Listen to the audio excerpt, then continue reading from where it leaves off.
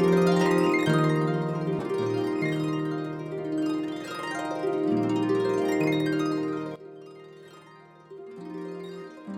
after the Roman time, the Muslims occupy the land of Israel. Okay, we talked about when we were in the tank. The Muslims occupied the land of Israel. They occupied Jerusalem. And after the Muslims come the Crusaders.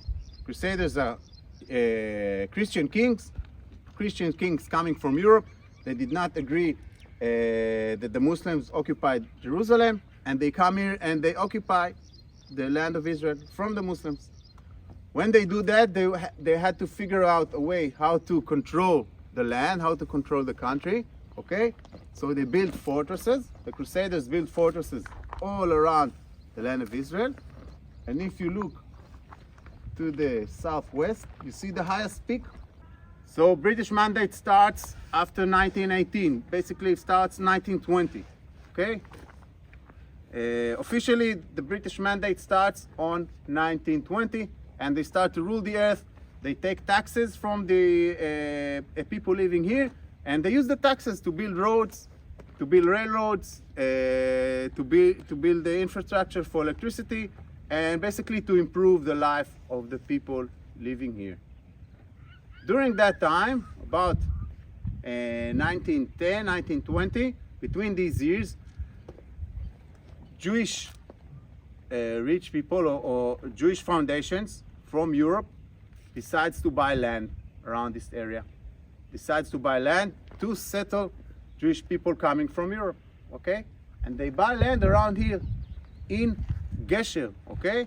The area they call it Gesher. In English it's bridge, yeah? But Gisel, in Arabic, Gesher, in Hebrew, bridge. And the area is the bridge, because we were talking about the bridges over the river, yeah? The bridges over the Jordan River. The land is owned by a Lebanonian family from Lebanon, the Sursuk family from Lebanon. They don't even live here, they just own the land. So these foundations, these Jewish foundations, buy this land, and they build a settlement. The name of the settlement is Gesher. You can call it. And they were all built in the same design. Most of them are built in the same design. This is one of them. You can see it's not a regular building. It is built like a fort with small windows to protect the soldiers inside, and also the soldiers can use the windows to shoot outside. Soldiers were living here, and officers and police of English. Okay, English police officers were living here, guarding the place, guarding the railroad station. There's a railroad station here, close to the Khan, close to the old Mamluk Hotel, and everything is okay, everything is fine, until the year 1948. Okay, 1948. What happens on 1948? The Declaration of Independence. Okay, the Declaration of Independence for the land of Israel. And just a couple of days before, the British soldiers and the British policemen that are here are leaving the fort. They're going back to England. When the people in the settlement, in the Jewish settlement of Gesher, sees that the British are leaving, they are moving soldiers into the fort, okay, because they know someone is about to come, okay? They know that war is coming.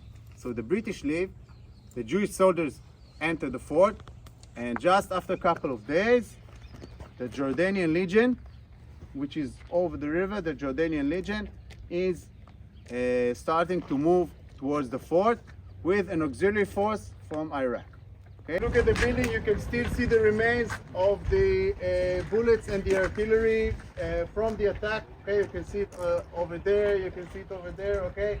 The remains of the attack of the Jordanian Legion. This is a memorial for the soldiers that were fighting here. Some of them died, some of them survived, and to keep the memory of these soldiers that were fighting here, an artist did a memorial.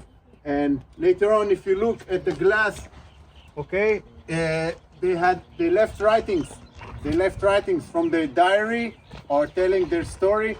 So each and every hole, you can look inside. There's a short text of one of the people that was fighting here. The text is in Hebrew, but you can get a basic idea what they had been through and